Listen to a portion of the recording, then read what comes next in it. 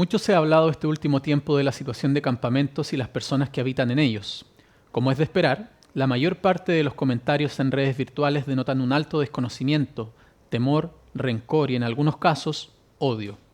Se habla de lacras, sinvergüenzas, ladrones y últimamente de frescos de raja. Puede resultar esperable, aunque no menos lamentable, que personas sin figuración pública emitan tales comentarios.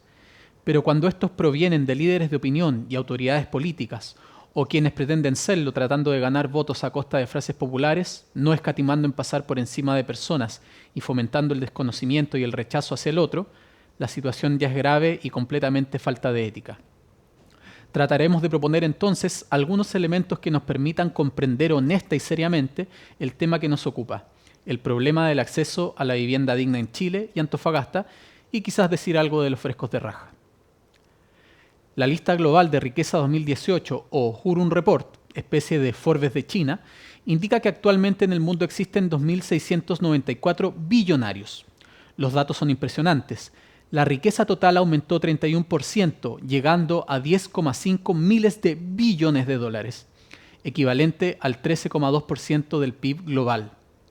El director de la publicación ha señalado que nunca antes había sucedido que tanta riqueza se concentrara en tan pocas manos. Pues bien, el mismo informe da cuenta que la segunda fuente de riqueza de estos billonarios proviene del desarrollo inmobiliario. Chile no está alejado de eso. 7 de las 10 familias más ricas son socias de la Cámara Chilena de la Construcción, que agrupa a la mayor parte de las constructoras e inmobiliarias del país, quienes además tienen acciones en aseguradoras, clínicas, ISAPRES, AFPs, supermercados y un largo etcétera. ¿Son ellos acaso frescos de raja? Claro que no. Son esforzados y trabajadores empresarios, incluidos presidentes y ministros que se apropian de tierras mapuche. ¿Cómo afecta entonces esta brutal concentración a nuestro país y región en lo referido a vivienda? Recordemos, es bueno estudiar historia, la Política Nacional de Desarrollo Urbano de 1979 eliminó la denominación de uso social del suelo, declarándolo como bien no escaso, a fin de, y cito, permitir el crecimiento de las áreas urbanas siguiendo las tendencias del mercado, lo que algunos llaman libre mercado, cuando en verdad nos referimos a concentración oligopólica.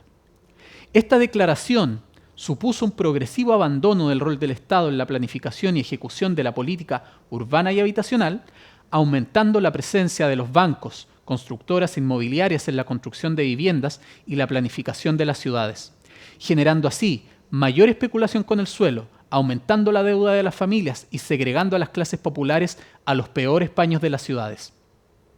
Lo anterior se conoce como la construcción de viviendas sin ciudad, lo que constituyó grandes bolsones de pobreza urbana que acentuaron problemas como el alcoholismo, la drogadicción, la violencia intrafamiliar, el hacinamiento, entre muchas otras más.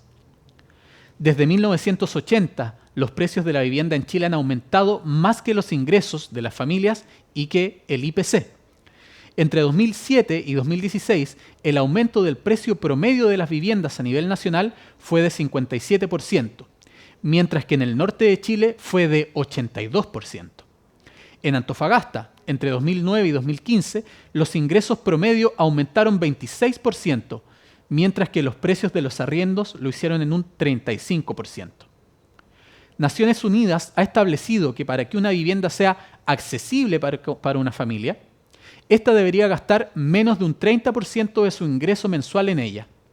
En países de la OCDE, los hogares gastan en promedio el 21% de sus ingresos para pagar vivienda, mientras en Chile los hogares destinan un 34,5% en promedio.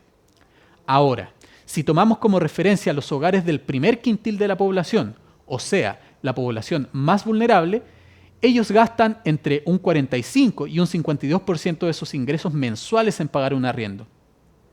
¿Cuánto les queda entonces para movilizarse, comer, vestirse y recrearse?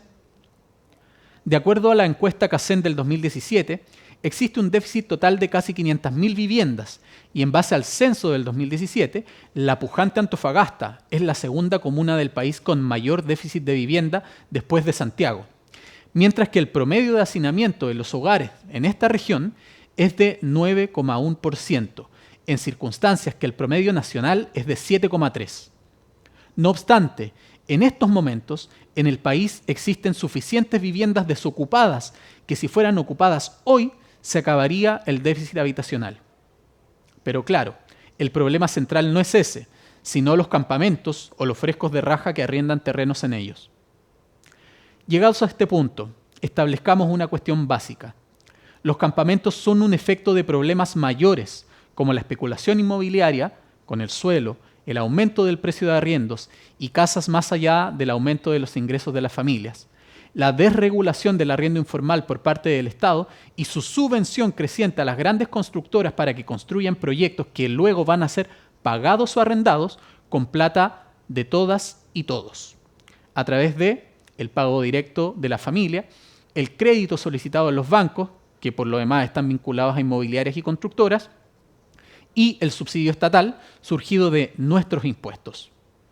Especulación. Recordemos que incluso el Estado, hasta hace algunos años, vendía paños de terreno a precio de mercado al Serviu para construir viviendas sociales. ¿Significa esto, para quienes ya se encuentren inquietos, que en campamentos no ha habido o hay venta de terrenos? Hay y la ha habido, y las autoridades de este gobierno y el anterior lo saben y han identificado a algunos de sus responsables. Depende de ellos tomar las acciones correspondientes. ¿Significa eso que es una práctica generalizada de las familias que habitan en campamentos, como se ha dicho? No. Las familias de campamentos son en su mayoría familias trabajadoras, como muchas familias de poblaciones históricas de Antofagasta que también fueron campamentos. Y las ventas de terreno no representan ni el 5% del total de familias que ahí habitan. A veces los árboles impiden ver el bosque. El llamado entonces es a que las autoridades realicen su trabajo de control con tales prácticas, pero fundamentalmente que busquemos comprender los problemas de acceso al suelo, la ciudad y la vivienda, para así ahorrarnos odio y sumar comprensión y propuestas.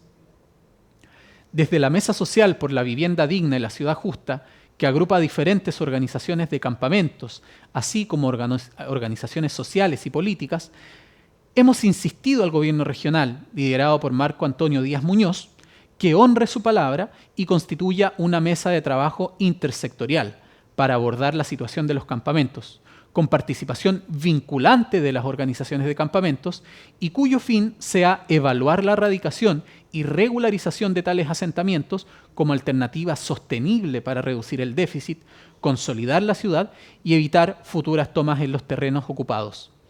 Todo esto en el marco de la institucionalidad y legalidad vigente. Intendente, tiene una gran responsabilidad y oportunidad. No la desperdicie. Exigimos también al municipio que asuma su responsabilidad y se sume a estos esfuerzos.